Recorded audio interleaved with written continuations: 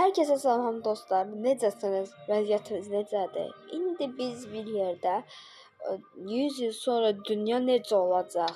Gəl onu test eləməyə başlayaq. Uşaqlarımızın xoşbəxt gələcəyi üçün erkən evliliyə yox deyək.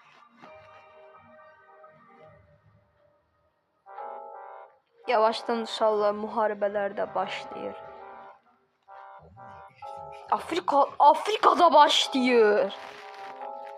Avrupa'da da başlıyor. Yavaş yavaş Asya'da da başlıyor.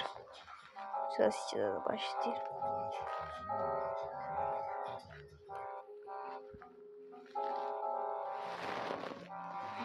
Vay.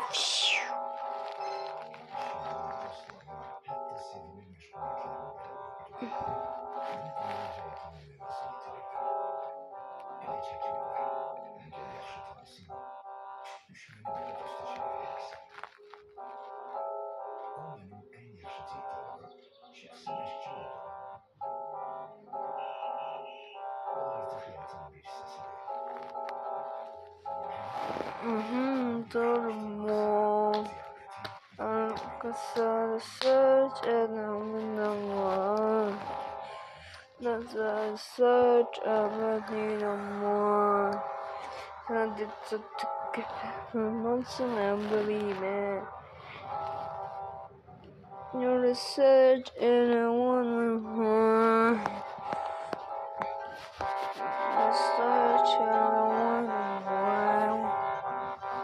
Bu sadece 10 dəqiqəlik video olacaq, narahat olmayın.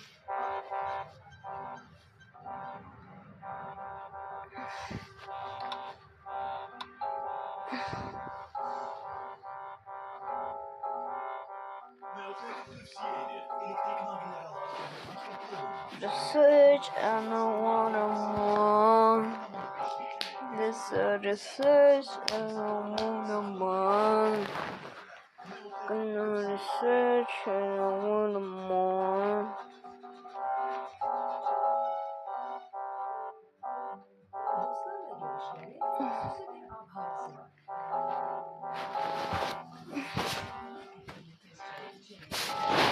The iron and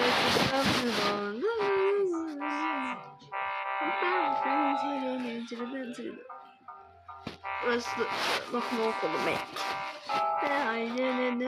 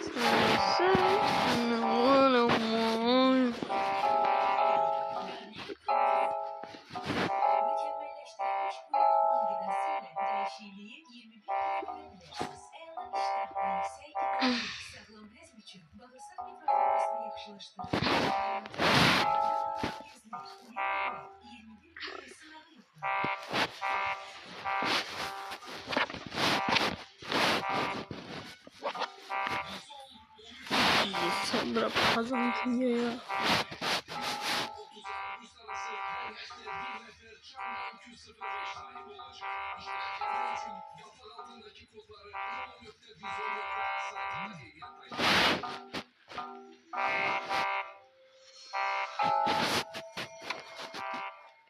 Dostlar gelin burada da videomu bitirək. Gələn səfər təzə video çəkəcəm. Bunun part 2'si gələcək. Əgər 50 abunə olsaq və like atmağı unutmasaq. Əgər 50.000 like gəlsə bunun davamı gələcək. Amma 50 abunə olsaq canlı yayımda bunu çəkəcəyim.